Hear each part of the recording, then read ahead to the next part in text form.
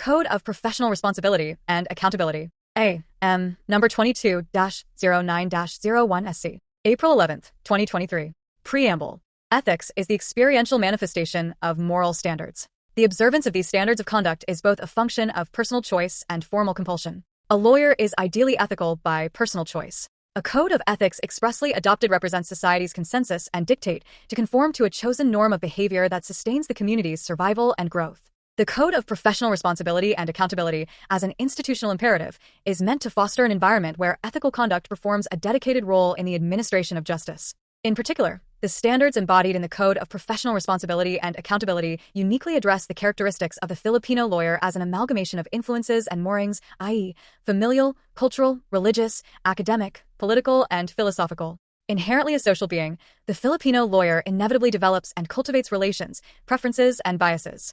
The conscious adoption of ethical standards that accounts for such relationships and personal choices balanced against the demands of right and justice is envisioned to govern and regulate these personal choices and make them consistent with the institutional objectives. The existence of a free and an independent society depends upon the recognition of the concept that justice is based on the rule of law. As a guardian of the rule of law, every lawyer, as a citizen, owes allegiance to the Constitution and the laws of the land. As a member of the legal profession, is bound by its ethical standards in both private and professional matters. As an officer of the court, assists in the administration of justice, and as a client's representative, acts responsibly upon a fiduciary trust. An ethical lawyer is a lawyer possessed of integrity. Integrity is the sum total of all the ethical values that every lawyer must embody and exhibit. A lawyer with integrity, therefore, acts with independence, propriety, fidelity, competence and diligence, equality and accountability. Failure to abide by the code results in sanctions. Canon 1. Independence. The independence of a lawyer in the discharge of professional duties without any improper influence, restriction, pressure, or interference, direct or indirect, ensures effective legal representation and is ultimately imperative for the rule of law. Section 1. Independent, accessible, efficient, and effective legal service. A lawyer shall make legal services accessible in an efficient and effective manner. In performing this duty, a lawyer shall maintain independence, act with integrity, and at all times ensure the efficient and effective delivery of justice. Section 2. Merit-based practice. A lawyer shall rely solely on the merits of a cause and not exert or give the appearance of any influence on, nor undermine the authority of, the court, tribunal, or other government agency, or its proceedings. Section 3. Freedom from improper considerations and external influences. A lawyer shall not, in advocating a client's cause, be influenced by dishonest or immoral considerations, external influences, or pressure. Section 4. Non-interference by a lawyer. Unless authorized by law or a court, a lawyer shall not assist or cause a branch, agency, office, or officer of the government to interfere in any matter before any court, tribunal, or other government agency. Section 5. Lawyer's duty and discretion in procedure and strategy. A lawyer shall not allow the client to dictate or determine the procedure in handling the case. Nevertheless, a lawyer shall respect the client's decision to settle or compromise the case after explaining its consequences to the client. Canon 2. Propriety. A lawyer shall, at all times, act with propriety and maintain the appearance of propriety in personal and professional dealings, observe honesty, respect and courtesy, and uphold the dignity of the legal profession consistent with the highest standards of ethical behavior. Section 1. Proper conduct. A lawyer shall not engage in unlawful, dishonest, immoral, or deceitful conduct. Section 2. Dignified conduct. A lawyer shall respect the law, the courts, tribunals, and other government agencies, their officials, employees, and processes, and act with courtesy, civility, fairness, and candor towards fellow members of the bar. A lawyer shall not engage in conduct that adversely reflects on one's fitness to practice law, nor behave in a scandalous manner, whether in public or private life, to the discredit of the legal profession. Section 3. Safe environment. Avoid all forms of abuse or harassment. A lawyer shall not create or promote an unsafe or hostile environment, both in private and public settings, whether online, in workplaces, educational or training institutions, or in recreational areas. To this end, a lawyer shall not commit any form of physical, sexual, psychological, or economic abuse or violence against another person. A lawyer is also prohibited from engaging in any gender-based harassment or discrimination. Section 4. Use of dignified, gender-fair, and child and culturally sensitive language. A lawyer shall use only dignified, gender-fair, child, and culturally sensitive language in all personal and professional dealings. To this end, a lawyer shall not use language which is abusive, intemperate, offensive, or otherwise improper, oral or written, and whether made through traditional or electronic means, including all forms or types of mass or social media. Section 5. Observance of fairness and obedience. A lawyer shall, in every personal and professional engagement, insist on the observance of the principles of fairness and obedience to the law. Section 6. Harassing or threatening conduct. A lawyer shall not harass or threaten a fellow lawyer, the latter's client or principal, a witness, or any official or employee of a court, tribunal, or other government agency. Section 7. Formal decorum and appearance. A lawyer shall observe formal decorum before all courts, tribunals, and other government agencies. A lawyer's attire shall be consistent with the dignity of the court, tribunal, or other government agency, with due respect to the person's sexual orientation, gender identity, and gender expression. Section 8. Prohibition against misleading the court, tribunal, or other government agency. A lawyer shall not misquote, misrepresent, or mislead the court as to the existence or the contents of any document, argument, evidence, law, or other legal authority, or pass off as one's own the ideas or words of another, or assert as a fact that which has not been proven. Section 9. Obstructing access to evidence or altering, destroying, or concealing evidence. A lawyer shall not obstruct another lawyer's access to evidence during trial, including testimonial evidence, or alter, destroy, or conceal evidence. Section 10.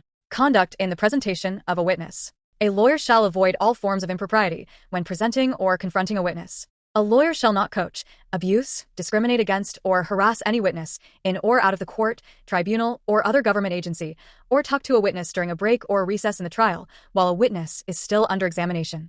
Neither shall a lawyer direct, assist, or abet any misrepresentation or falsehood by a witness. Section 11. False representations or statements. Duty to correct.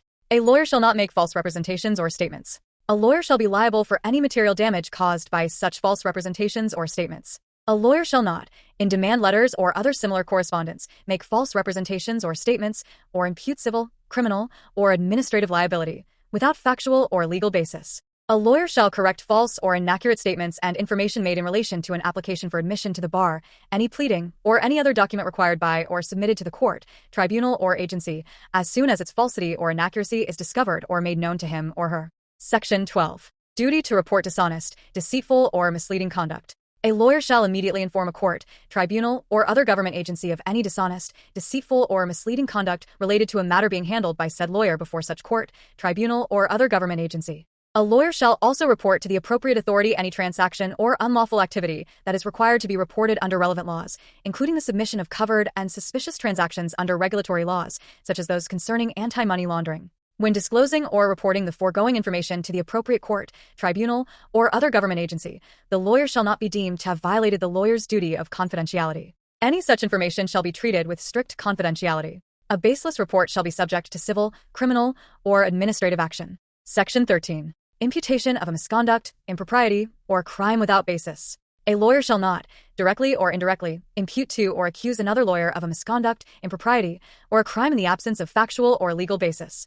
Neither shall a lawyer, directly or indirectly, file or cause to be filed, or assist in the filing of frivolous or baseless administrative, civil, or criminal complaints against another lawyer. Section 14. Remedy for grievances. Insinuation of improper motive. A lawyer shall submit grievances against any officer of a court, tribunal, or other government agency only through the appropriate remedy and before the proper authorities. Statements insinuating improper motive on the part of any such officer, which are not supported by substantial evidence, shall be ground for disciplinary action. Section 15. Improper claim of influence or familiarity. A lawyer shall observe propriety in all dealings with officers and personnel of any court, tribunal, or other government agency, whether personal or professional. Familiarity with such officers and personnel that will give rise to an appearance of impropriety, influence, or favor shall be avoided. A lawyer shall not make claims of power, influence, or relationship with any officer of a court, tribunal, or other government agency. Section 16. Duty to report life-threatening situations. A lawyer who has reasonable grounds to believe that a life-threatening situation is likely to develop in relation to any proceeding in any court, tribunal, or other government agency shall immediately report the same to the proper authorities.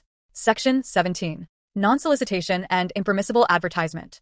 A lawyer shall not, directly or indirectly, solicit or appear to solicit legal business. A lawyer shall not, directly or indirectly, advertise legal services on any platform or media except with the use of dignified, verifiable, and factual information, including biographical data, contact details, fields of practice, services offered, and the like, so as to allow a potential client to make an informed choice. In no case shall the permissible advertisement be self-laudatory. A lawyer, law firm, or any of their representatives shall not pay or give any benefit or consideration to any media practitioner, award-giving body, professional organization, or personality in anticipation of, or in return for, publicity or recognition, to attract legal representation, service, or retainership. Section 18. Prohibition against self-promotion. A lawyer shall not make public appearances and statements in relation to a terminated case or legal matter for the purpose of self-promotion, self-aggrandizement, or to seek public sympathy. Section 19. Sub judice rule. A lawyer shall not use any forum or medium to comment or publicize opinion pertaining to a pending proceeding before any court, tribunal, or other government agency that may a. Cause a prejudgment or b. Sway public perception so as to impede, obstruct, or influence the decision of such court, tribunal, or other government agency, or which tends to tarnish the court's or tribunal's integrity, or c. Impute improper motives against any of its members, or d. Create a widespread perception of guilt or innocence before a final decision. Section 20. Disclosure of relationship or connection. A lawyer shall, at the first available opportunity, formally disclose on record the lawyer's relationship or connection with the presiding officer of any court, tribunal, or other government agency, or any of its personnel, or the lawyer's partners, associates, or clients, that may serve as a ground for mandatory inhibition in any pending proceeding before such court, tribunal, or other government agency. Section 21. Prohibition against gift-giving and donations. A lawyer shall not directly or indirectly give gifts, donations, contributions of any value or sort on any occasion to any court, tribunal, or government agency, or any of its officers and personnel. Section 22. No undue advantage of ignorance of the law. A lawyer shall not take advantage of a non-lawyer's lack of education or knowledge of the law. Section 23. Instituting multiple cases. Forum shopping. A lawyer shall not knowingly engage or through gross negligence in forum shopping, which offends against the administration of justice and is a falsehood foisted upon the court, tribunal, or other government agency. A lawyer shall not institute or advise the client to institute multiple cases to gain leverage in a case, to harass a party, to delay the proceedings, or to increase the cost of litigation. Section 24. Encroaching or interfering in another lawyer's engagement. Exception. A lawyer shall not, directly or indirectly, encroach upon or interfere in the professional engagement of another lawyer. This includes a lawyer's attempt to communicate, negotiate, or deal with the person represented by another lawyer on any matter, whether pending or not in any court, tribunal, body, or agency, unless when initiated by the client or with the knowledge of a latter's lawyer. A lawyer, however, may give proper advice and assistance to anyone seeking relief against perceived unfaithful or neglectful counsel based on the code. Section 25. Responsibility of a solo practitioner. A lawyer in solo practice shall ensure that all matters requiring such lawyer's professional skill and judgment are promptly and competently addressed. Section 26. Definition of a law firm. Choice of firm name. A law firm is any private office, partnership, or association, exclusively comprised of a lawyer or lawyers engaged to practice law and who hold themselves out as such to the public. In the choice of a firm name, no false, misleading, or assumed name shall be used. The continued use of the name of a deceased, incapacitated, or retired partner is permissible provided that the firm indicates in all its communications that said partner is deceased, incapacitated, or retired. Section 27. Partner who assumes public office. When a partner assumes public office, such partner shall withdraw from the firm and such partner's name shall be removed from the firm name, unless allowed by law to practice concurrently. Section 28. Dignified government service. Lawyers in government service shall observe the standard of conduct under the CPRA, the Code of Conduct and ethical standards for public officials and employees and other related laws and issuances in the performance of their duties. Any violation of the CPRA by lawyers in government service shall be subject to disciplinary action, separate and distinct from liability under pertinent laws or rules. Section 29. Lawyers formerly in government service. A lawyer who has left government service shall not engage in private practice pertaining to any matter before the office where he or she used to be connected within a period of 1 year from his or her separation from such office. Justices, judges, clerks of court, city, provincial, and regional prosecutors shall not appear before any court within the territorial jurisdiction where they previously served within the same period. After leaving government service, a lawyer shall not accept an engagement which could improperly influence the outcome of the proceedings which the lawyer handled or intervened in, or over which the lawyer previously exercised authority, while in said service. Section 30. No financial interest in transactions, no gifts. A lawyer in government shall not, directly or indirectly, promote or advance his or her private or financial interest or that of another, in any transaction requiring the approval of his or her office. Neither shall such lawyer solicit gifts or receive anything of value in relation to such interest. Such lawyer in government shall not give anything of value to, or otherwise unduly favor, any person transacting with his or her office, with the expectation of any benefit in return. Section 31. Prosecution of criminal cases. The primary duty of a public prosecutor is not to convict, but to see that justice is done. Suppressing facts, concealing of, tampering with or destroying evidence, coaching a witness, or offering false testimony is cause for disciplinary action. The obligations of a public prosecutor shall also be imposed upon lawyers in private practice who are authorized to prosecute under the direct supervision and control of the public prosecutor. Section 32. Lawyers in the academe. A lawyer serving as a dean, administrative officer, or faculty member of an educational institution shall at all times adhere to the standards of behavior required of members of the legal profession under the CPRA, observing propriety, respectability, and decorum inside and outside the classroom, and in all media. Section 33. Conflict of interest for lawyers in the academe. A lawyer serving as a dean, administrative officer, or faculty member of an educational institution shall disclose to the institution any adverse interest of a client. Upon discovery of any adverse interest of the lawyer's client which directly affects any student who is under his or her direct supervision and guidance, the lawyer shall likewise disclose the same to the institution. Section 34. Paralegal services. Lawyer's responsibility. A paralegal is one who performs tasks that require familiarity with legal concepts, employed or retained by a lawyer, law office, corporation, governmental agency, or other entity for non-diagnostic and non-advisory work in relation to legal matters delegated by such lawyer, law office, corporation, governmental agency, or other entity. A lawyer must direct or supervise a paralegal in the performance of the latter's delegated duties. The lawyer's duty of confidentiality shall also extend to the services rendered by the paralegal, who is equally bound to keep the privilege. Section 35. Non-delegable legal tasks. A lawyer shall not delegate to or permit a non-lawyer, including a paralegal, to a. Accept cases on behalf of the lawyer. b. Give legal advice or opinion. c. Act independently, without the lawyer's supervision or direction. d. To hold himself or herself out as a lawyer, or be named in association with a lawyer in any pleading or submission to any court, tribunal, or other government agency. e. Appear in any court, tribunal, or other government agency, or actively participate in formal legal proceedings on behalf of a client, except when allowed by the law or rules. f. Conduct negotiations with third parties unless allowed in administrative agencies, without a lawyer's supervision or direction. g. Sign correspondence containing a legal opinion. h. Perform any of the duties that only lawyers may undertake. These provisions shall not apply to law student practitioners under Rule 138A of the Rules of Court. Responsible use of social media.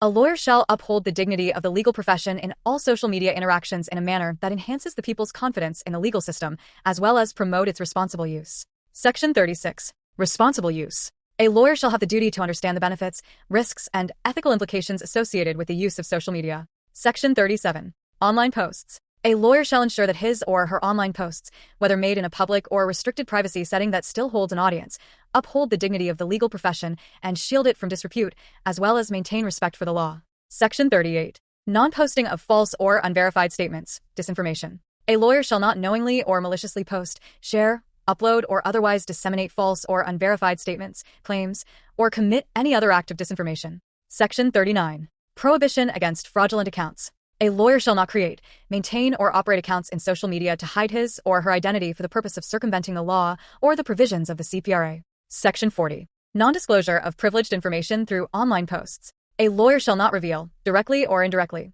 in his or her online posts confidential information obtained from a client or in the course of or emanating from the representation, except when allowed by law or the CPRA. Section 41. Duty to safeguard client confidences in social media. A lawyer who uses a social media account to communicate with any other person in relation to client confidences and information shall exert efforts to prevent the inadvertent or unauthorized disclosure or use of or unauthorized access to such an account. Section 42. Prohibition against influence through social media. A lawyer shall not communicate, whether directly or indirectly, with an officer of any court, tribunal, or other government agency through social media to influence the latter's performance of official duties. Section 43. Legal information. Legal advice. Pursuant to a lawyer's duty to society and the legal profession, a lawyer may provide general legal information, including in answer to questions asked, at any fora, through traditional or electronic means, in all forms or types of mass or social media. A lawyer who gives legal advice on a specific set of facts as disclosed by a potential client in such fora or media dispenses limited legal service and shall be bound by all the duties in the CPRA in relation to such limited legal service. Section 44. Online posts that could violate conflict of interest. A lawyer shall exercise prudence in making posts or comments in social media that could violate the provisions on conflict of interest under the CPRA. Canon 3. Fidelity. Fidelity pertains to a lawyer's duty to uphold the Constitution and the laws of the land, to assist in the administration of justice as an officer of the court, and to advance or defend a client's cause, with full devotion, genuine interest, and zeal in the pursuit of truth and justice. Section 1. Practice of law. The practice of law is the rendition of legal service or performance of acts or the application of law, legal principles, and judgment, in or out of court, with regard to the circumstances or objectives of a person or a cause, and pursuant to a lawyer-client relationship or other engagement governed by the Code of Professional Responsibility and Accountability for Lawyers. It includes employment in the public service or private sector and requires membership in the Philippine Bar as qualification. Section 2. The responsible and accountable lawyer. A lawyer shall uphold the Constitution, obey the laws of the land, promote respect for laws and legal processes, safeguard human rights, and at all times advance the honor and integrity of the legal profession. As an officer of the court, a lawyer shall uphold the rule of law and conscientiously assist in the speedy and efficient administration of justice. As an advocate, a lawyer shall represent the client with fidelity and zeal within the bounds of the law and the CPRA. Section 3. Lawyer-client relationship. A lawyer-client relationship is of the highest fiduciary character. As a trust relation, it is essential that the engagement is founded on the confidence reposed by the client on the lawyer. Therefore, a lawyer-client relationship shall arise when the client consciously,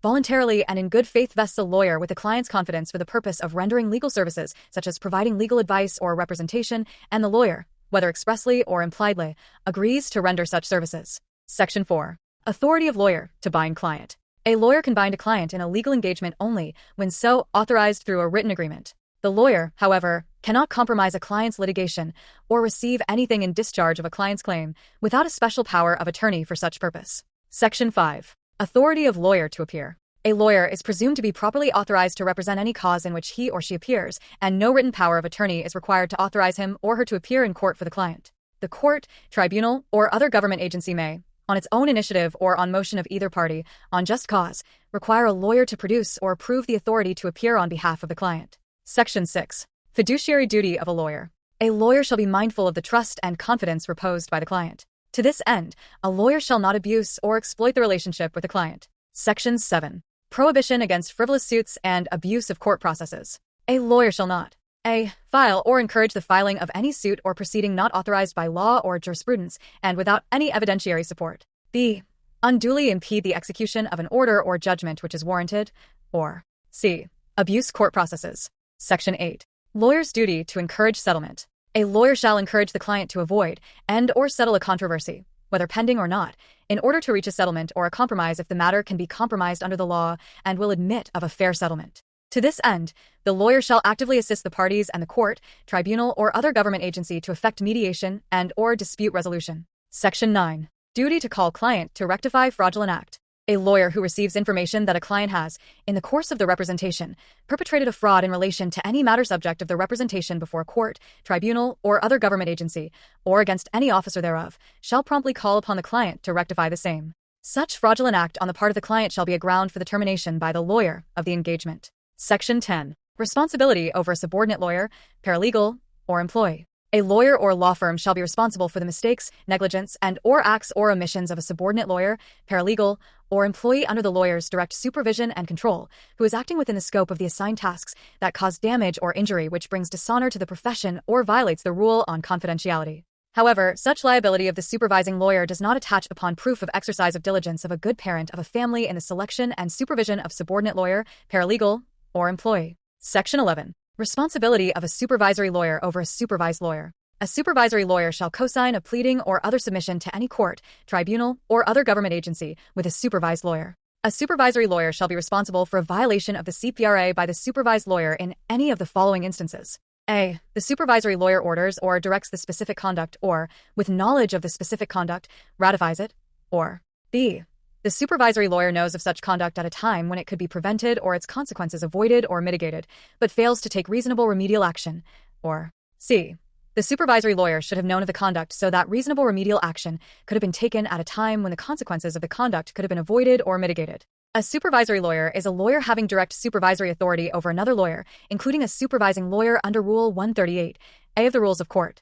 Section 12. Responsibilities of a supervised lawyer. A supervised lawyer acting under the direction of the supervising lawyer, managing partner, or other partners of the firm is nevertheless bound by the CPRA. Section 13. Conflict of interest. A lawyer shall not represent conflicting interests except by written informed consent of all concerned given after a full disclosure of the facts. There is conflict of interest when a lawyer represents inconsistent or opposing interests of two or more persons. The test is whether in behalf of one client it is the lawyer's duty to fight for an issue or claim, but which is his or her duty to oppose for the other client. Section 14. Prohibition against conflict of interest representation. Current clients. In relation to current clients, the following rules shall be observed. A. A lawyer shall not enter into a business transaction with a client or knowingly acquire an ownership, possessory, security, or other pecuniary interest adverse to a client unless 1. It is shown that the transaction and terms on which the lawyer acquires the interest are fair and reasonable to the client and are fully disclosed and transmitted in writing in a manner that can be reasonably understood by the client. 2. The client is advised in writing of the desirability of seeking and is given a reasonable opportunity to seek the advice of another independent lawyer on the transaction. And 3. The client gives written informed consent to the essential terms of the transaction and the lawyer's role in the transaction, including whether the lawyer is representing the client in the transaction. B. A lawyer shall not use confidential information relating to representation of a client without the client's written informed consent, except as permitted or required by law or the CPRA. C. A lawyer shall not, by undue influence, acquire any substantial gift from a client, including a testamentary gift, or prepare on behalf of a client an instrument giving the lawyer such gift, directly or indirectly. D. Unless with the written informed consent of the client and subject to the application of the sub judice rule, a lawyer shall not make or negotiate an agreement giving the lawyer literary or media rights to a portrayal or account based in substantial part on information relating to the representation. E. A lawyer shall not accept compensation for representing a client from any person other than the client, unless 1. The client gives written informed consent. 2. There is no interference with the lawyer's independence or professional judgment or with the lawyer-client relationship. Or 3. The information relating to representation of a client is protected as required by the rule on privileged communication. F. A lawyer who represents 2 or more clients in the same case, in case there is a settlement or plea bargaining, shall disclose to all the clients the existence and nature of all the claims or pleas involved and the participation of each client in the settlement or plea bargaining. G.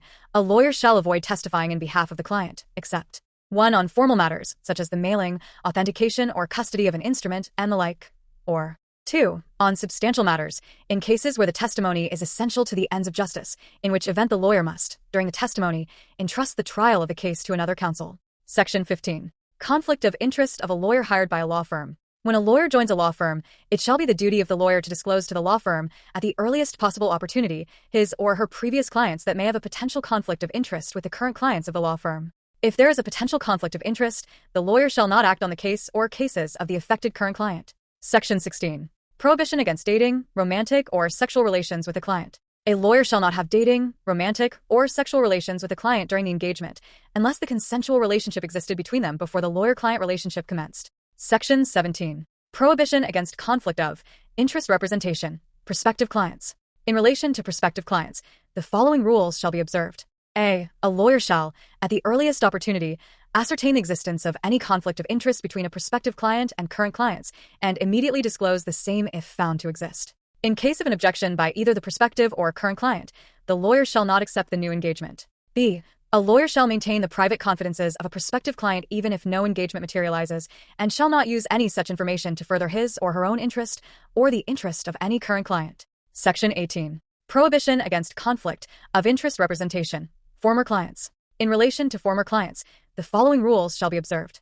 A. A lawyer shall maintain the private confidences of a former client even after the termination of the engagement, except upon the written informed consent of the former client, or as otherwise allowed under the CPRA or other applicable laws or regulations, or when the information has become generally known. B. A lawyer shall not use information relating to the former representation, except as the CPRA or applicable laws and regulations would permit or require with respect to a current or prospective client, or when the information has become generally known. C. Unless the former client gives written informed consent, a lawyer who has represented such client in a legal matter shall not thereafter represent a prospective client in the same or related legal matter where the prospective client's interests are materially adverse to the former client's interests. Section 19. Corporate lawyers. Conflict of interest. In relation to organizational clients, a lawyer who represents a corporation or any organization does not, by virtue of such representation, necessarily represent any constituent or affiliated organization, such as a parent or subsidiary. A lawyer for a corporation or other organization, who is also a member of its board of directors or trustees, shall determine whether the responsibilities of the two roles may conflict. In the event of the latter, the lawyer shall disclose the conflict of interest to all concerned parties. Section 20. Legal Services Organization. Conflict of interest.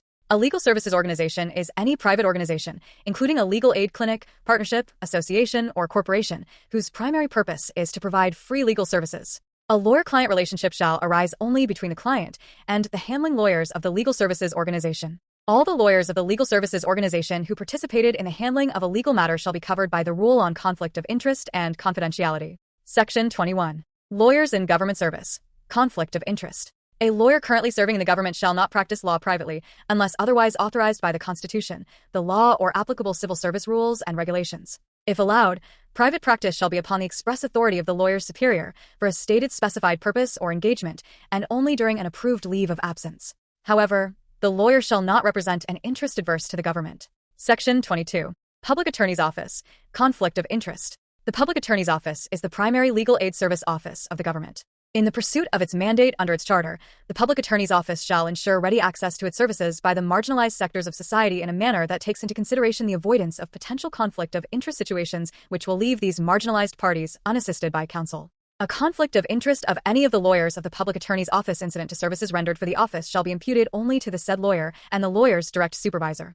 Such conflict of interest shall not disqualify the rest of the lawyers from the Public Attorney's Office from representing the affected client, upon full disclosure to the latter and written informed consent. Section 23. Amicus curiae. A lawyer shall not decline, without just cause, a request by any court, tribunal, or other government agency to act as amicus curiae in any proceeding relating to the lawyer's expertise or field of specialization. Section 24. Active involvement in legal education. A lawyer shall keep abreast of legal developments, participate in continuing legal education programs, and support efforts to achieve standards of excellence in law schools as well as in the practical training of law students. In addition, a lawyer shall assist the Integrated Bar of the Philippines, law schools, law alumni associations, or civic organizations in educating the public on the law and jurisprudence. The IBP chapters shall provide supervising lawyers to the legal aid clinics in their jurisdiction. Section 25. Support for legal internship, apprenticeship, and training. To prepare the next generation of lawyers for ethical practice, lawyers shall support legal internship and apprenticeship programs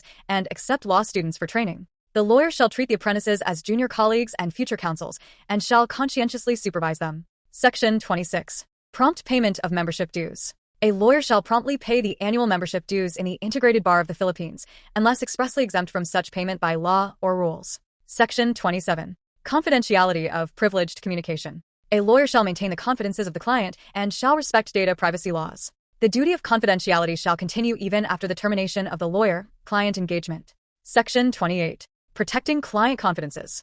A lawyer shall not reveal the confidences of the client, including data from the client's files, except a. when a written informed consent is obtained from the client, b. when required by law, such as anti-money laundering statutes or the rules of court, c. to the extent necessary to collect the lawyer's fees, d. in defense of the lawyer or the lawyer's employees or associates, or e. by judicial order, but only if material. Section 29. Duty of confidentiality by former lawyers of a law firm. A lawyer shall continue to be bound by the rule on confidentiality pertaining to clients of his or her previous law office or law firm. Section 30. Duty of confidentiality of members of a law firm. A lawyer may disclose the legal matters entrusted by a client of the firm to the partners and associates, as well as paralegals, legal assistants, law clerks, legal researchers, law interns, and other non-legal staff who are or will be involved in the handling of the client's account, unless expressly prohibited by the client. A lawyer directly entrusted with the client's confidences shall adopt necessary measures to prevent other members of the law firm, both legal and non-legal, to whom the client's confidences have been shared, from disclosing or using them without the written informed consent of the client. Section 31. Prohibition against filial disclosure. A lawyer shall not discuss a client's confidences, even with family members. Section 32. Non-disclosure of legal consultation. A lawyer shall not reveal that he or she has been consulted about a particular case, except to avoid possible conflict of interest. Section 33. Foreign lawyers. Foreign lawyers cannot, directly or indirectly, practice law in the Philippines. Section 34. Active participation in the development of the legal profession. A lawyer shall participate in the development of the legal system by initiating or supporting efforts in law reform, the improvement of the administration of justice, strengthening the judicial and legal system, and advocacies in areas of special concern such as the environment, indigenous peoples' rights, human rights, access to justice, and good governance. Section 35. Limited legal services. Limited legal services refer to services for a specific legal incident, with the expectation by the lawyer and the client that the lawyer will not provide continuing legal services in the matter. This includes being appointed as counsel de officio only for arraignment purposes or special appearances to make any court submission, to give advice, to draft legal documents, to provide legal assistance before courts or administrative bodies, and the like. In all instances, the lawyer shall state that the service being rendered is in the nature of limited legal services. A lawyer who renders limited legal services shall be entitled to compensation as may be agreed upon or provided by the rules of court. Section 36. Pro bono limited legal services. A lawyer appointed by the court as counsel de officio shall not refuse to render limited legal services pro bono on the ground of conflict of interest. Instead, the lawyer shall disclose to all affected parties such conflict of interest. In any case, the lawyer may not refuse to render such pro bono legal services to the person concerned if only to the extent necessary to safeguard the latter's fundamental rights and not to deprive such person of remedies available under the law or rules. A lawyer currently serving in the government shall not be exempt from pro bono service and may be appointed by any court, tribunal, or other government agency as counsel de officio, unless prohibited by law or the applicable civil service rules and regulations, or when there is a conflict of interest with government. Section 37. Duty of confidentiality in limited legal services. A lawyer who provides limited legal services must protect the client's private confidences to the same extent as if engaged under regular terms. Section 38. Termination of limited legal services. Unless governed by Canon 3, Section 36, a lawyer must cease to provide limited legal services to a client when the lawyer becomes aware that there may be an actual or potential conflict of interest, except with the written informed consent of the client. In all cases, the limited legal services terminates upon the completion of such services. Section 39. Limited legal services of law student practitioners. The limited legal services rendered by a law student practitioner under the Clinical Legal Education Program shall be governed by the CPRA. Section 40. Accountability of legal clinic director and supervising lawyer. A law student clinic director and supervising lawyer, under Rule 138A of the Rules of Court, shall provide meaningful training to law students. They shall assume responsibility for any work performed by the law student while under their supervision, and shall comply with all the laws, rules, and guidelines pertaining to law student practice. Section 41. Fair and reasonable fees. A lawyer shall charge only fair and reasonable fees. Attorney's fees shall be deemed fair and reasonable if determined based on the following factors. A. The time spent and the extent of the service rendered or required. B. The novelty and difficulty of the issues involved. C. The skill or expertise of the lawyer, including the level of study and experience required for the engagement. D. The probability of losing other engagements as a result of acceptance of the case. E. The customary charges for similar services and the recommended schedule of fees, which the IBP chapter shall provide. F. The quantitative or qualitative value of the client's interest in the engagement, or the benefits resulting to the client from the service. G. The contingency or certainty of compensation. H. The character of the engagement, whether limited, seasonal, or otherwise, and I. Other analogous factors. Section 42. Division of fees upon referral.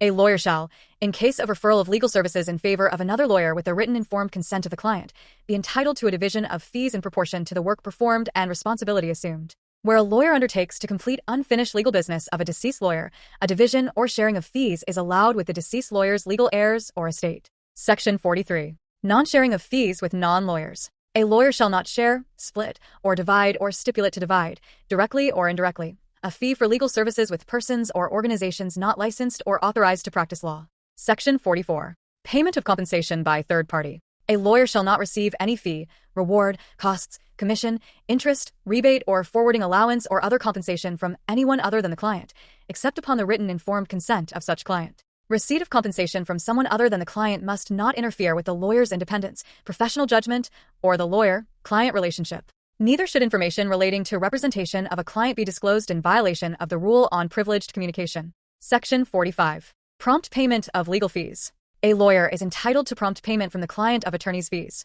Absent an express agreement as to professional fees, a lawyer is entitled to be paid reasonable attorney's fees in accordance with Canon 3, Section 41. Section 46. Controversy over legal fees.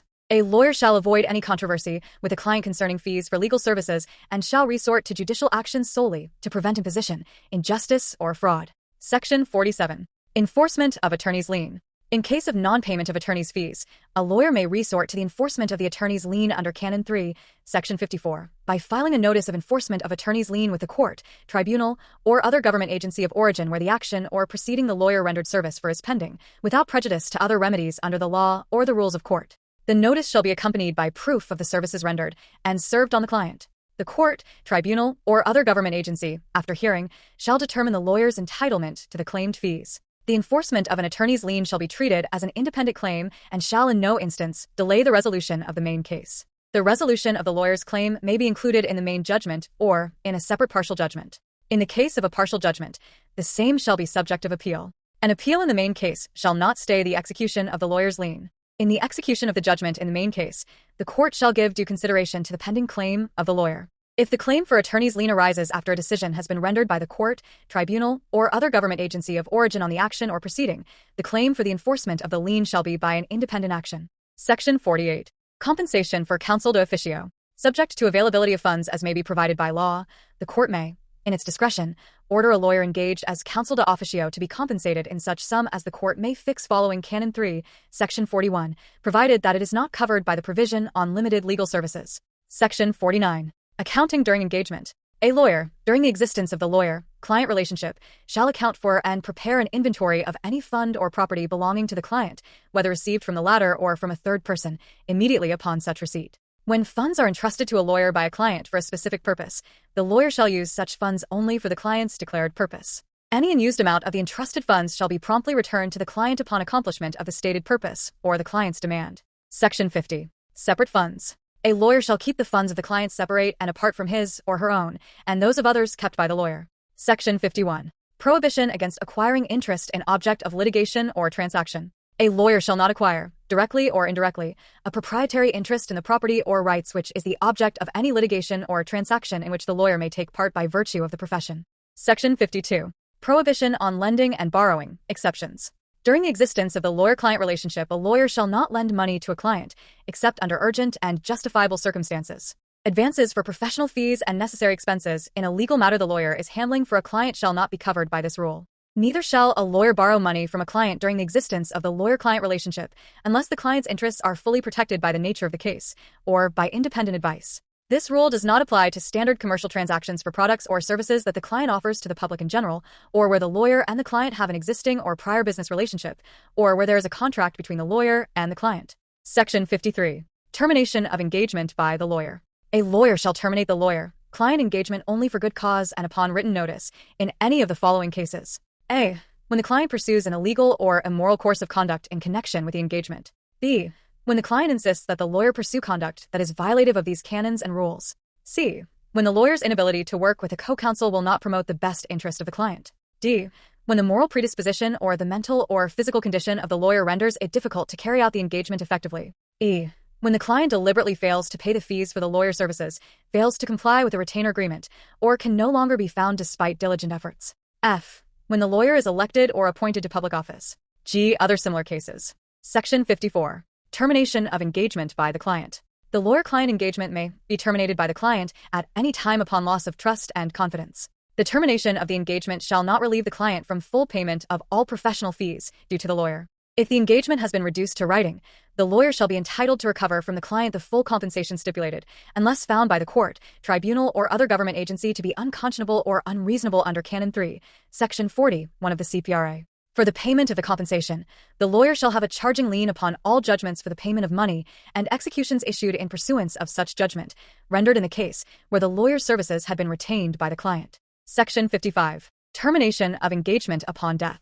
The death of the lawyer or client shall terminate the lawyer-client relationship. The death of such lawyer shall not extinguish the lawyer-client engagement between the law firm and the client handled by such law firm. Section 56. Accounting and turnover upon termination of engagement. A lawyer who is discharged from or terminates the engagement shall, subject to an attorney's lien, immediately render a full account of and turn over all documents, evidence, funds, and properties belonging to the client. The lawyer shall cooperate with the chosen successor in the orderly transfer of the legal matter, including all information necessary for the efficient handling of the client's representation. A lawyer shall have a lien upon the funds, documents, and papers of the client which have lawfully come into his or her possession and may retain the same until the fair and reasonable fees and disbursements have been paid, and may apply such funds to the satisfaction thereof. Canon 4. Competence and Diligence. A lawyer professionally handling a client's cause shall, to the best of his or her ability, observe competence, diligence, commitment, and skill consistent with the fiduciary nature of the lawyer-client relationship, regardless of the nature of the legal matter or issues involved, and whether for a fee or pro bono. Section 1. Competent, efficient, and conscientious service.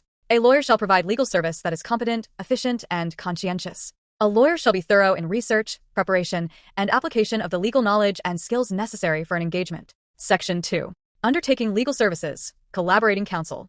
A lawyer shall only undertake legal services he or she can deliver. With the prior written consent of the client, a lawyer may secure the services of a collaborating counsel. Section 3. Diligence and punctuality. A lawyer shall diligently and seasonably act on any legal matter entrusted by a client. A lawyer shall be punctual in all appearances, submissions of pleadings and documents before any court, tribunal, or other government agency, and all matters professionally referred by the client, including meetings and other commitments. Section 4. Diligence in all undertakings. A lawyer shall observe diligence in all professional undertakings and shall not cause or occasion delay in any legal matter before any court, tribunal, or other agency. A lawyer shall appear for trial adequately familiar with the law, the facts of the case, and the evidence to be presented. A lawyer shall also be ready with the object and documentary evidence, as well as the judicial affidavits of the witnesses, when required by the rules or the court. Section 5. Prompt and objective assessment of the merits. A lawyer shall, after reasonable inquiry, promptly give an objective assessment of the merits and probable results of the client's case. A lawyer shall explain the viable options to the client to enable an informed decision regarding the matter. Section 6. Duty to update the client. A lawyer shall regularly inform the client of the status and the result of the matter undertaken, and any action in connection thereto, and shall respond within a reasonable time to the client's request for information. Section 7. Extension of time to file. A lawyer shall avoid asking for an extension of time to file any pleading, motion, or other court submission, except when allowed by the rules of court or for good cause. When an extension is obtained, the lawyer shall not let the period lapse without submitting the pleading, motion, or other court submission, except upon the client's decision not to pursue the case any further or for other justifiable cause. Section 8. Lifelong learning. A competent lawyer engages in lifelong learning through the continued development of professional skills. Section 9. Practice of law concurrent with another profession. A lawyer who is engaged in another profession or occupation concurrently with the practice of law shall expressly provide in the pertinent contract the nature of the services the lawyer is engaged to perform. The practice of another profession or occupation shall not jeopardize such lawyer's competence, integrity, probity, and independence in rendering legal services. Section 10. Non-legal activities. A lawyer who is engaged in business or other non-legal profession shall likewise observe the ethical duties and responsibilities of a lawyer under the CPRA. Canon v. Equality. Every lawyer shall adhere to the principle of equality and hold firmly the belief that every person, regardless of nationality or ethnicity, color, sexual orientation or gender identity, religion, disability, age, marital status, social or economic status, and other like circumstances, has the fundamental right to equal treatment and representation. As such, the lawyer shall accord equal respect, attention, dedication, and zeal in advancing the client's cause, regardless of personal opinion, religious or political beliefs pertaining on the personal circumstances of the client, except for justifiable reasons. Section 1. Non-discrimination. A lawyer shall not decline to represent a person solely on account of the latter's nationality or ethnicity, sexual orientation or gender identity, religion, disability, age, marital status, social or economic status, political beliefs, or such lawyers or the public's opinion regarding the guilt of said person, except for justifiable reasons. Section 2. Treatment of vulnerable persons. In dealing with a client who belongs to a vulnerable sector, a lawyer shall be mindful and sensitive of, and consider the client's special circumstances, as well as the applicable laws and rules. The lawyer shall observe a higher standard of service suited to the particular needs of the vulnerable person and shall assert such person's right to meaningful access to justice. A vulnerable person is a person who is at a higher risk of harm than others and shall include children, the elderly, the homeless, persons with disability, persons deprived of liberty, human rights victims, victims of domestic violence, victims of armed conflict, those who are socioeconomically disadvantaged, those who belong to racial or ethnic minorities, or those with debilitating physical or mental conditions. Section 3. Indigent person. A lawyer shall not refuse the representation of an indigent person, except if a. The lawyer is not in a position to carry out the work effectively or competently due to a justifiable cause. B. The lawyer will be placed in a conflict of interest situation, or C.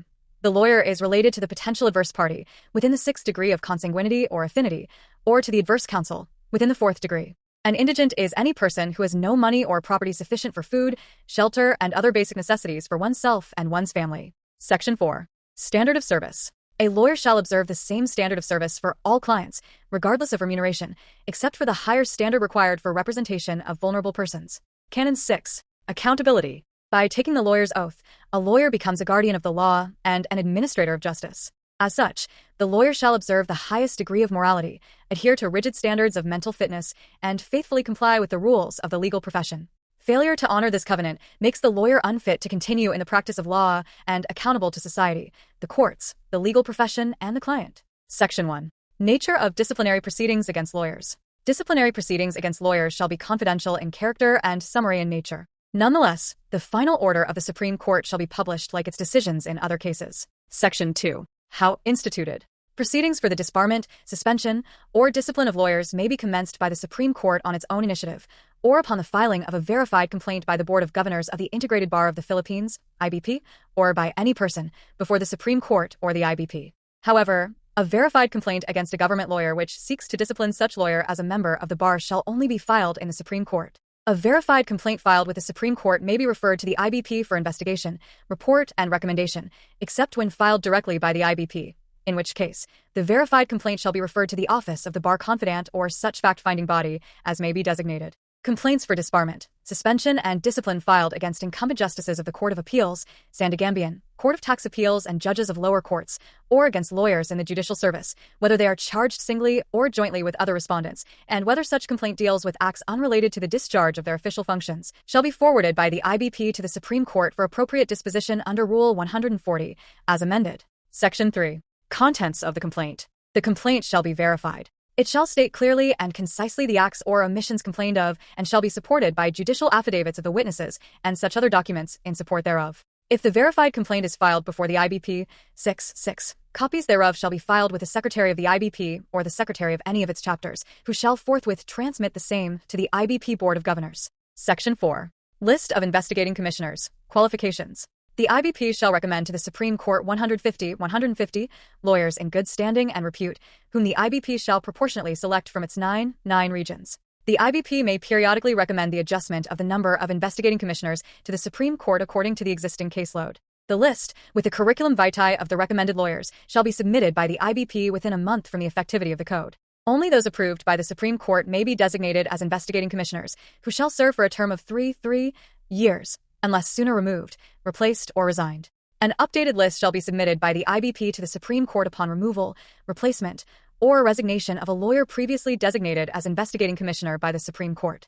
All approved investigating commissioners shall take an oath of office in the form prescribed by the IBP.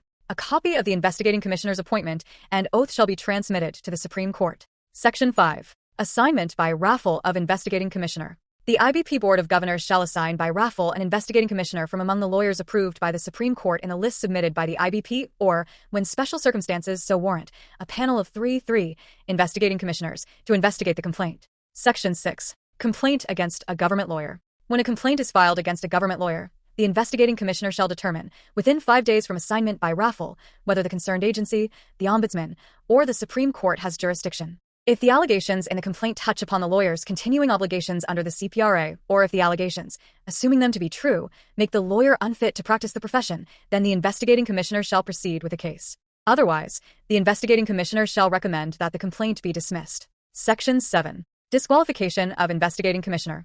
An investigating commissioner shall, on his or her own initiative or upon motion, recuse from acting as such on the grounds of relationship within the 4th degree of consanguinity or affinity with any of the parties or their counsel, professional legal relationship, pecuniary interest, or where he or she has acted as counsel for either party, unless, in the last instance, the parties sign and enter upon the record their written consent. Where an investigating commissioner does not disqualify himself or herself, a party may file the appropriate motion for disqualification before the IBP Board of Governors. The IBP Board of Governors shall resolve the motion within 5 days from receipt thereof. Upon vote of majority of the members present, there being a quorum, the IBP Board of Governors shall order the disqualification and designate a replace of the disqualified investigating commissioner.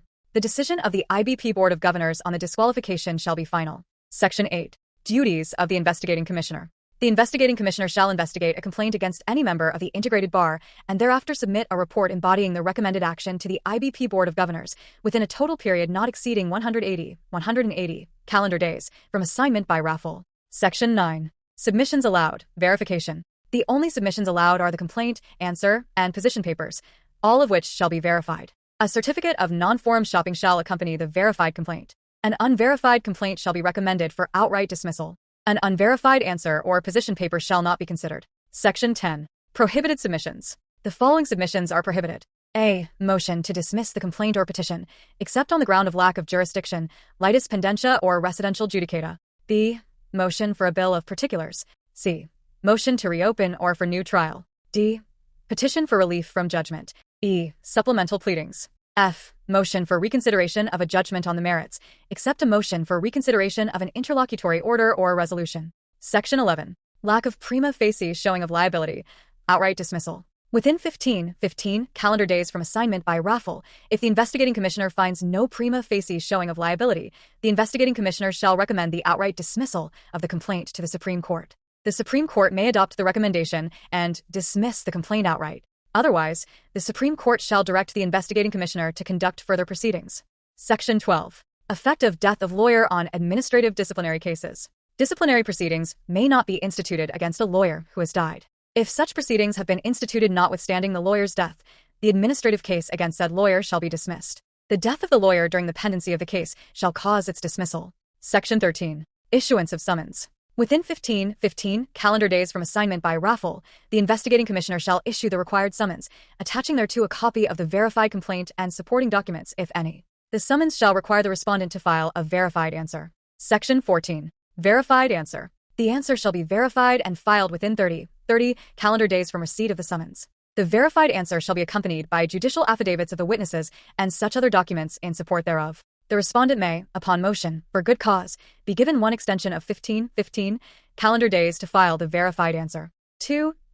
Copies of the verified answer shall be filed with the investigating commissioner, with proof of service on the complainant or the latter's counsel. Section 15. Dismissal after answer. If the investigating commissioner finds that the complaint is not meritorious based on the verified answer, the investigating commissioner shall recommend to the Supreme Court the dismissal of the complaint. Otherwise, the Supreme Court shall direct the investigating commissioner to conduct further proceedings. Section 16. Irrelevance of desistance, settlement, compromise, restitution, withdrawal, or failure to prosecute. No investigation shall be interrupted or terminated by reason of the desistance, settlement, compromise, restitution, withdrawal of the charges, or failure of the complainant to prosecute the same. Section 17. Counsel de oficio.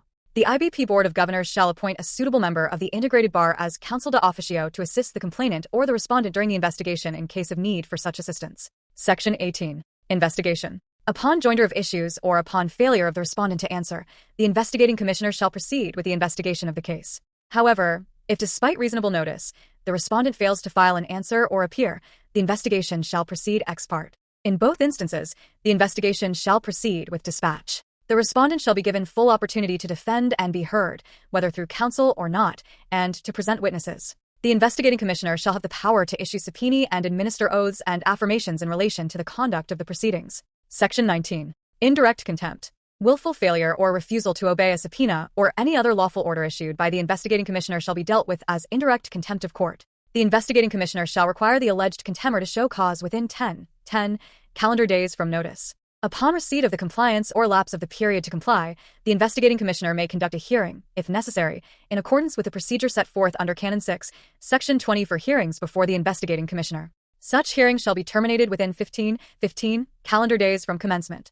Thereafter, the investigating commissioner shall submit a report and recommendation to the IBP Board of Governors within a period of 15 calendar days from termination of the contempt hearing. Within 30 calendar days from receipt of the investigating commissioner's report and recommendation on the contempt charge, the IBP Board of Governors, through a resolution, may either adopt, modify, or disapprove the recommendation of the investigating commissioner. The action of the IBP Board of Governors shall be immediately executory. The action of the IBP Board of Governors may be appealed to the Supreme Court. The execution of the order of contempt shall not be suspended, unless a bond is filed by the person adjudged in contempt, in an amount fixed by the IBP Board of Governors, conditioned upon compliance with and performance of the final action in the contempt case, if decided against the contemner. Section 20. Submission of preliminary conference briefs. Immediately upon receipt of the verified answer, the investigating commissioner shall send a notice to the parties and counsels to simultaneously file, within a non-extendable period of 10 calendar days from receipt of the notice, their respective preliminary conference briefs, which shall contain the following.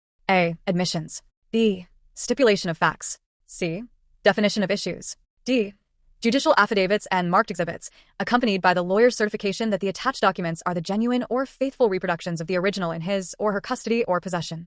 E. Such other matters as may aid in the prompt disposition of the action. Section 21. Preliminary conference order. Position papers. Within 10 calendar days from receipt of the preliminary conference briefs, the investigating commissioner shall issue a preliminary conference order on the basis of such briefs submitted by the parties and counsels, summarizing the stipulated facts, issues, and marked exhibits. The investigating commissioner shall further direct the parties to submit their verified position papers within a non-extendable period of 10 calendar days from receipt of the preliminary conference order. Section 22. Clarificatory hearing. Within 10 calendar days from receipt of the last position paper, the investigating commissioner shall determine whether there is a need to conduct a hearing to clarify factual issues and confront witnesses. If deemed necessary, the investigating commissioner shall set the hearing within 15 calendar days from such determination and identify the factual issues to be made subject of the hearing.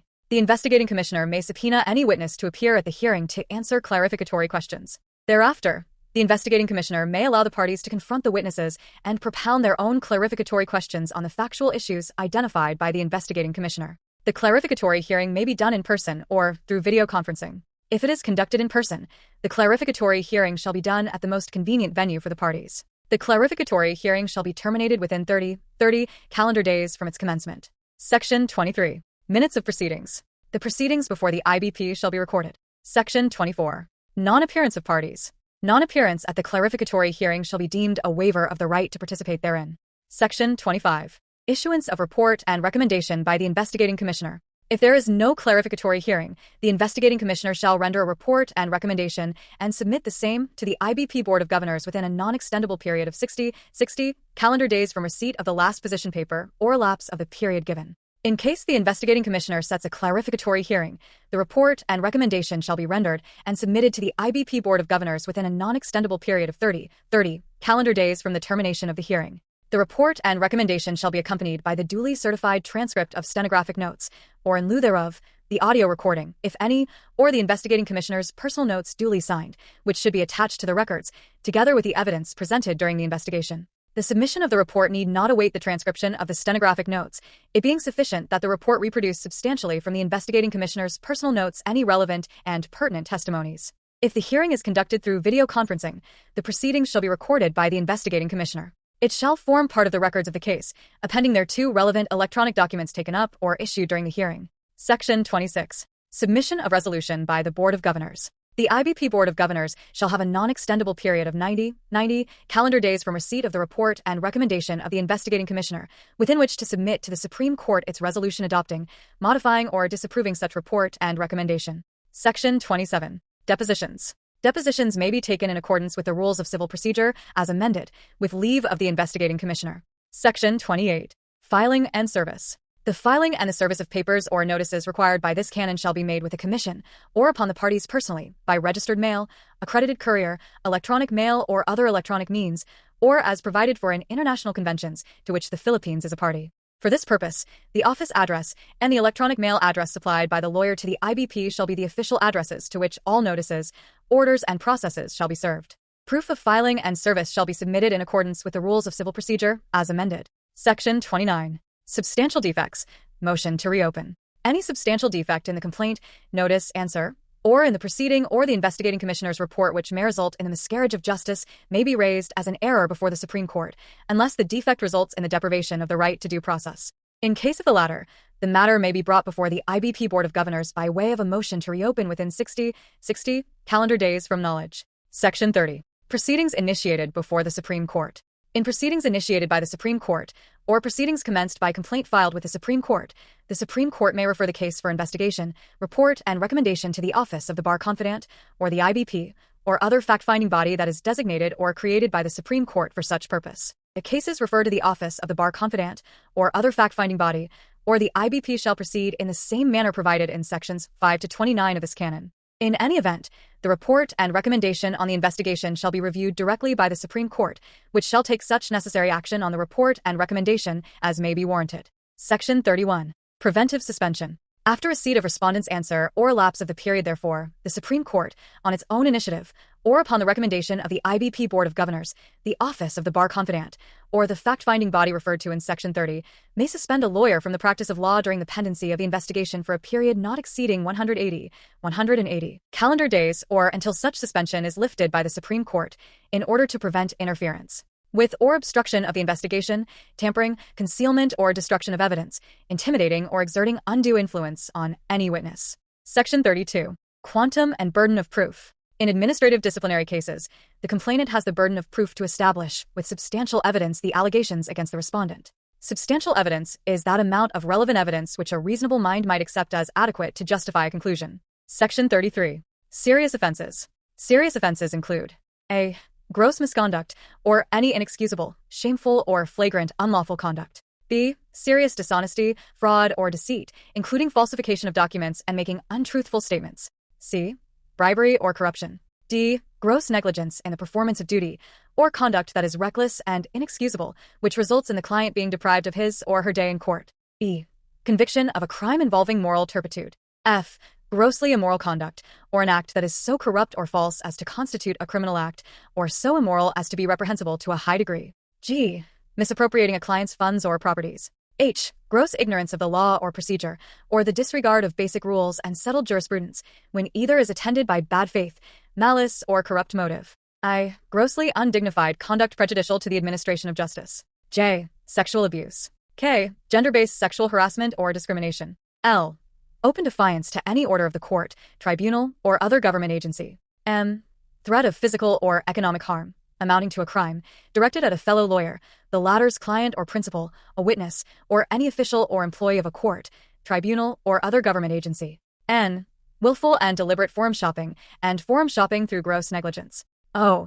Intentional violation of the rule on privileged communication. P. Violation of the notarial rules, except repertorial requirements, when attended by bad faith. Q. Intentional violation of the conflict of interest rules. R. Influence peddling or using one's relationships to obtain a favorable action on, or outcome in, any pending matter or proceeding, directly or indirectly, with or without monetary consideration, from any officer of a court, tribunal, or other government agency. S. Unlawful discrimination under Canon V. And T. Sale, distribution, possession, and or use of illegal drugs or substances. Section 34. Less serious offenses. Less serious offenses include A. Simple misconduct, or such misconduct without the manifest elements of corruption, clear intent to violate the law, or flagrant disregard of established rules. B. Simple negligence in the performance of duty, or such negligence which does not result in depriving the client of his or her day in court. C. Violation of Supreme Court rules and issuances in relation to bar matters and administrative disciplinary proceedings, including willful and deliberate disobedience of the orders of the Supreme Court and the IBP. D. Simple dishonesty. E. Other violations of the conflict of interest rules. F. Prohibited borrowing of money from a client. G. Prohibited lending of money. H. Other unlawful threats. I. Instituting frivolous or baseless actions, on the basis of a final decision or order dismissing such action for being frivolous or baseless. J. Violation of the sub judice rule. K. Deliberate failure or refusal to pay just debts. L. Termination of legal services absent good cause and written notice. M.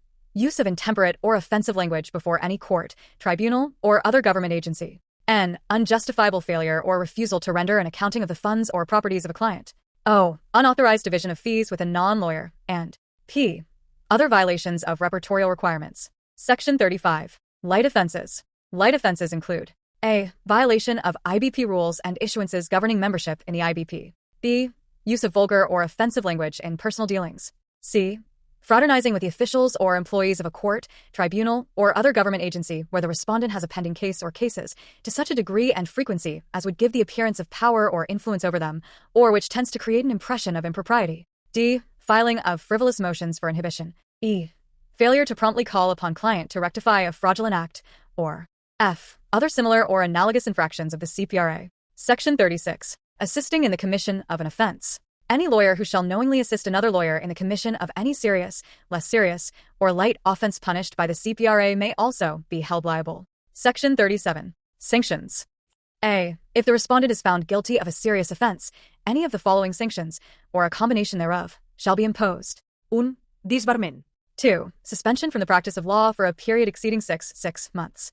3. Revocation of notarial commission and disqualification as notary public for not less than 2 years, or 4. A fine exceeding PHP 100,000.00.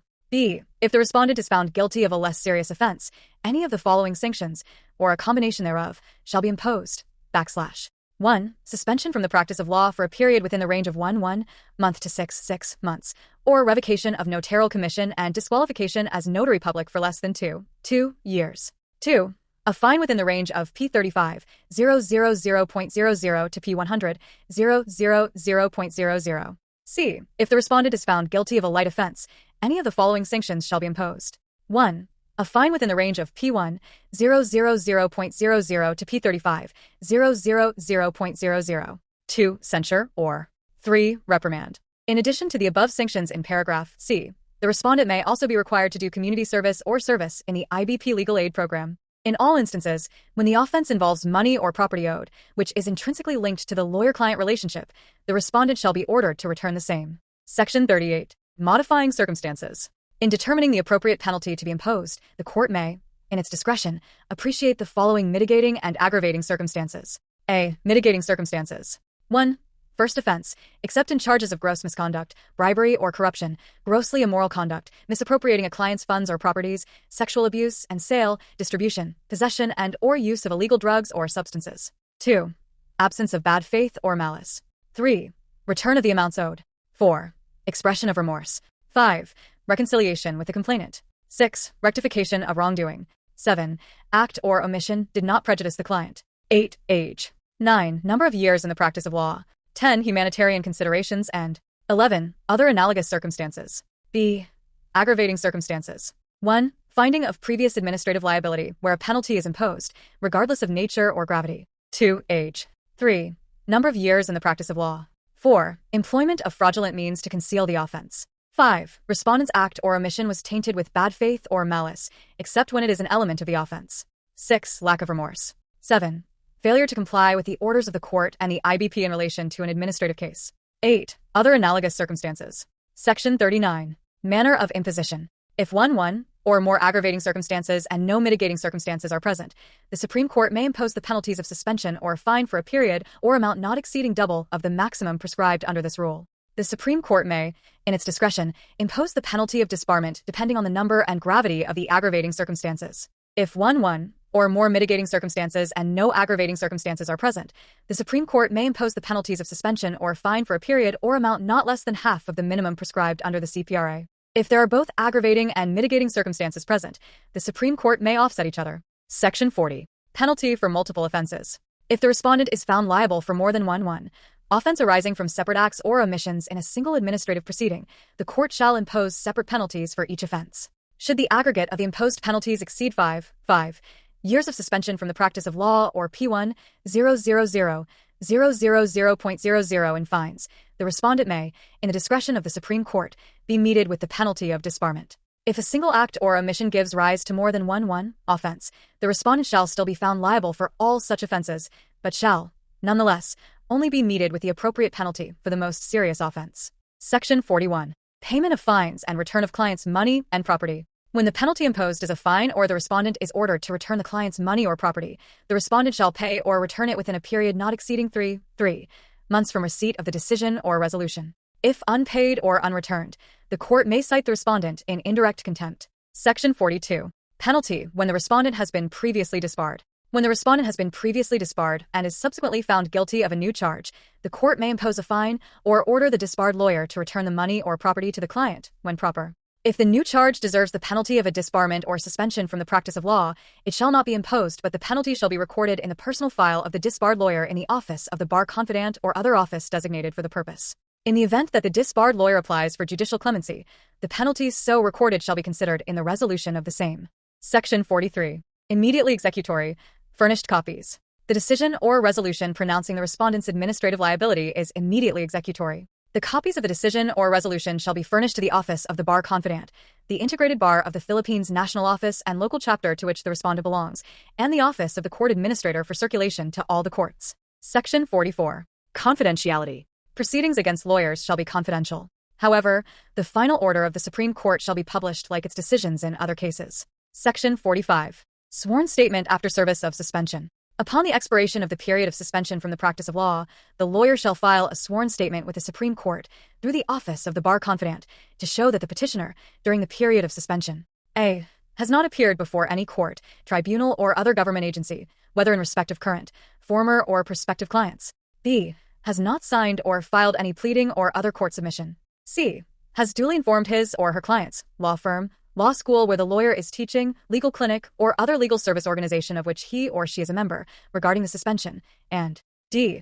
has not otherwise performed any act, directly or indirectly, that amounts to the practice of law. The sworn statement shall state the date of the lawyer's receipt of the order, decision, or resolution imposing the penalty of suspension, as well as a list of the lawyer's engagements affected by the suspension, indicating the relevant court, tribunal, or other government agency, if any. Copies of the sworn statement shall be furnished to the local chapter of the IBP, to the executive judge of the courts where the suspended lawyer has pending cases handled by him or her, and or where he or she has appeared as counsel.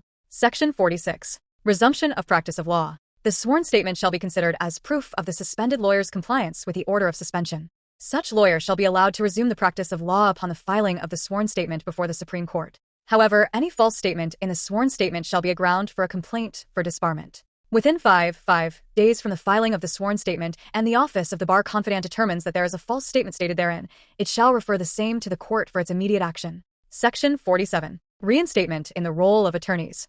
A lawyer who has been disbarred may file a verified petition for judicial clemency after 5 years from the receipt of the order, decision, resolution of disbarment.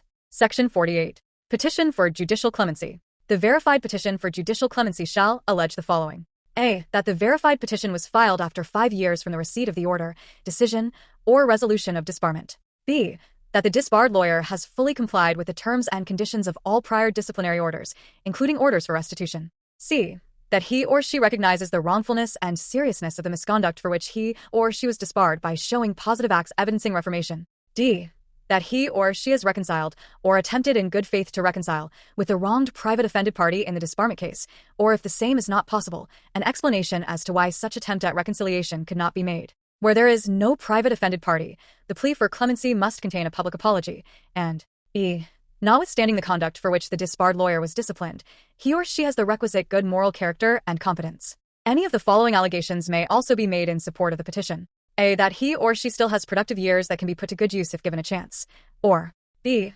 There is a showing of promise, such as intellectual aptitude, learning or legal acumen or contribution to legal scholarship and the development of the legal system or administrative and other relevant skills, as well as potential for public service. Section 49. Action on the petition for judicial clemency. Prima facie merit. Upon receipt of the petition, the Supreme Court shall conduct a preliminary evaluation and determine if the same has prima facie merit based on the criteria. If the petition has prima facie merit, the Supreme Court shall refer the petition to the office of the bar confidant or any fact-finding body the court so designates for investigation, report, and recommendation. If the petition fails to show any prima facie merit, it shall be denied outright. Section 50. Investigation by the office of the bar confidant or other fact-finding body. The office of the bar confidant or any other fact-finding body designated shall conduct and terminate the investigation and submit to the Supreme Court its report and recommendation within 90 calendar days from receipt of the referral. Section 51. Decision on the petition for judicial clemency. Quantum of evidence. The Supreme Court shall decide the petition on the basis of clear and convincing evidence. Section 52. Prohibition against employment of disbarred or suspended lawyer. A lawyer who has been disbarred or suspended shall not be employed or engaged in the practice of law, including the performance of the following acts. A. Providing legal consultation or advice. B. Appearing on behalf of a client in any hearing or proceeding before any court, tribunal, or other government agency or office. C. Appearing as a representative of a client at a deposition or other discovery matter. D. Negotiating or transacting any legal matter for or on behalf of a client with third parties. Or E. Receiving, dispersing, or otherwise handling a client's funds. Or F. Teaching law subjects in any educational institution. G. Acting and being commissioned as a notary public. A suspended lawyer shall immediately cease and desist from the practice of law until the suspension is lifted by the Supreme Court. Any client previously represented by a suspended lawyer may engage the services of a new lawyer. The disbarment or suspension of a handling lawyer shall not terminate the lawyer-client engagement between the client and the law firm unless the client chooses otherwise. Section 53. Costs. All reasonable and necessary expenses incurred in relation to disciplinary and disbarment proceedings are lawful charges for which the parties may be taxed as costs, subject to proof. General provisions. Section 1. Retroactive effect. The CPRA shall be applied to all cases filed after its effectivity and also retroactively to all pending cases, except to the extent that in the opinion of the court, its application would not be feasible or would work injustice, in which case the procedure under which the cases were filed shall govern. Section 2. Repealing clause. The Code of Professional Responsibility of 1988, Sections 20 to 37 of Rule 138 and Rule 139, via the rules of court are repealed. Any resolution, circular, bar matter, or administrative order issued by or principles established in the decisions of the Supreme Court inconsistent with the CPRA are deemed modified or repealed. Section 3. Effectivity Clause. The CPRA shall take effect on April 11, 2023, and shall be published in the Official Gazette or in 2 newspapers of national circulation.